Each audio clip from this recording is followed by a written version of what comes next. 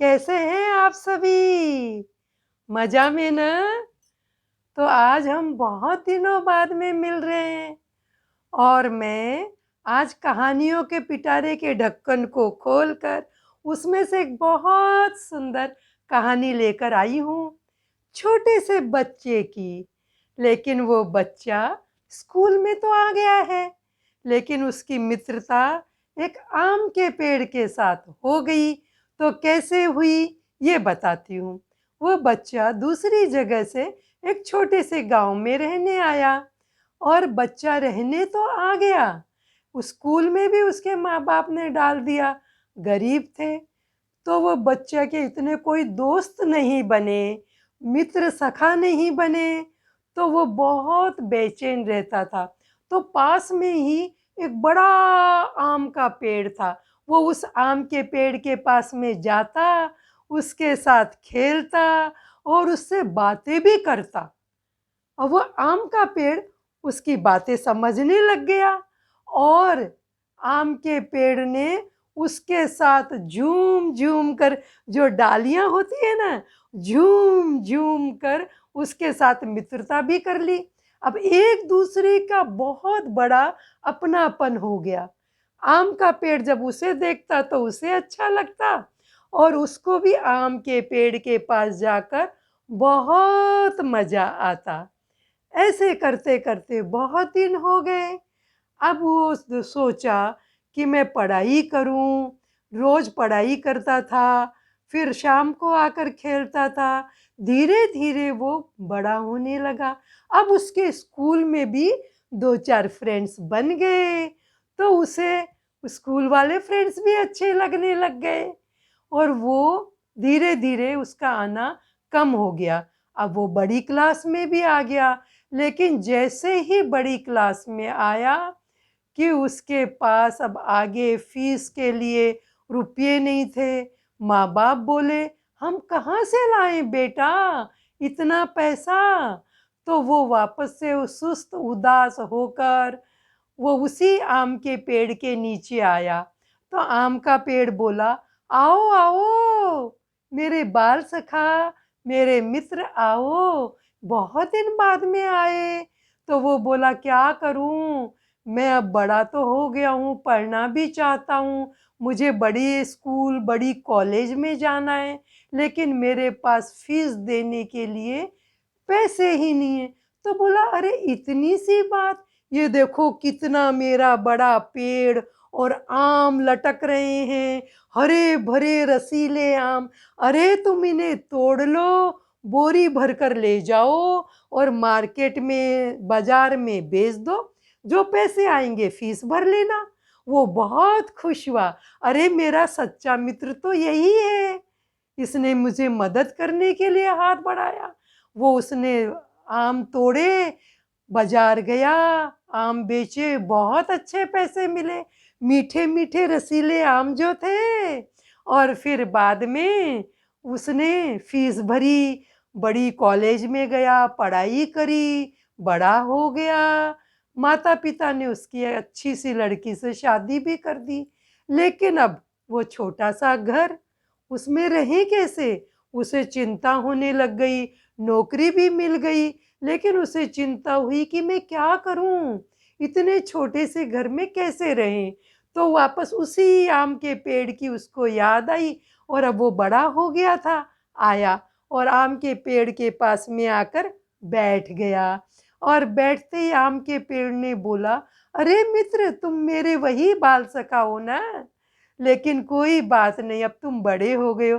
कैसे हो मित्र, क्या कर रहे हो आजकल, बताओ अपने बारे में, मैं तुम्हें बहुत याद करता था। और तो वो बोला, देखो मैं बड़ा हो गया, शादी हो गई, लेकिन अब मुझे बड़ा घर चाहिए और लेकिन मेरे पास कोई साधन नहीं है, कैसे जुटाऊं पैसे।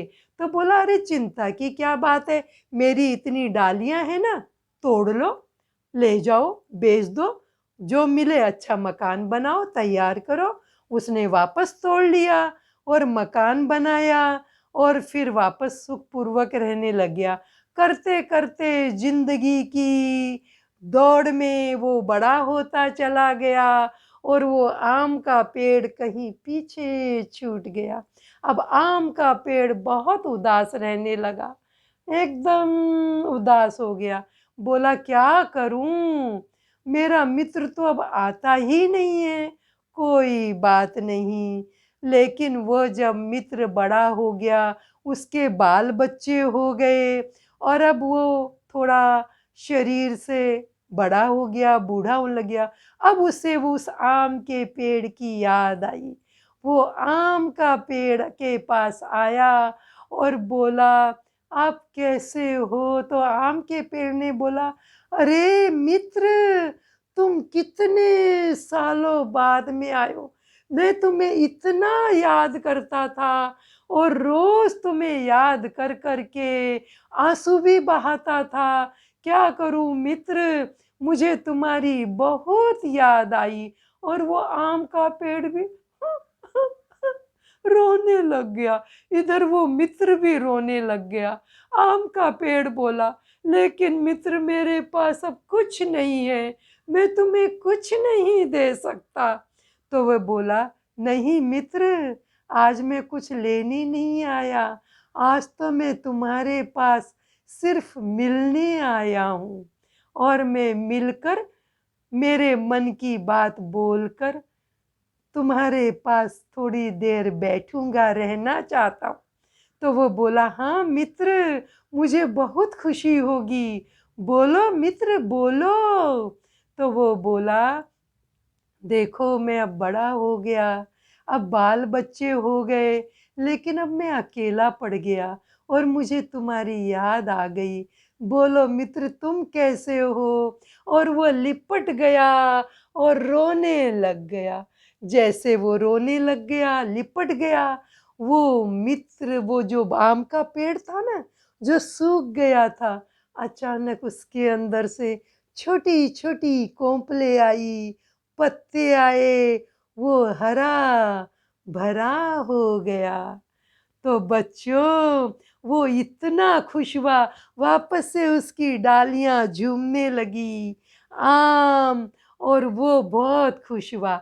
दोनों खुश हुए, जी भर के आपस में आलिंगन किया, मिले, और फिर वो बोले, अरे मित्र, अब हम कभी भी नहीं बिछुड़ेंगे। तुम जानते हो बेटा, मेरे बाल सखा, मेरे मित्रों, वो कौन है आम का पेड़? वो आम का पेड़ हमारे बूढ़े माता पिता हैं। और वो माता पिता का प्रतीक समझो उन्हें। ये समझो जैसे हमारे माता पिता बड़े हो जाते हैं, लेकिन वो भी हमारे लिए तरसते हैं, हम भी उनके लिए। तो हमें उनके पास बैठना चाहिए, उनके अनुभवों का जो खजाना है वो हमें लेना चाहिए, हमारे बाल बच्चों को हमें वो खजाना देना है। तो इस तरह से वो जो हमारे माता पिता हैं, वो हमसे बहुत खुश हो जाएंगे, उनके पास बैठेंगे तो हमें बहुत अच्छा लगेगा और सबसे ज़्यादा उन्हें अच्छा लगेगा। तो बोलो मित्रों, ये आम के पेड़ की कहानी कैसे लगी? अब तुम भी रोज तुम्हारे दादा दादी, मम्मी पापा सबके पास बैठना और उनसे अच्छी अच्छी बातें सीखना, हंसना, मुस्कुराना, खेलना, कूदना। लेकिन पढ़ाई तो बहुत जरूरी है ना, वो बहुत पढ़ाई करना। और बच्चों, इस तरह तुम्हें कहानी अच्छी लगी तो लाइक करो, सब्सक्राइब करो। तो नमस्ते बच्चों।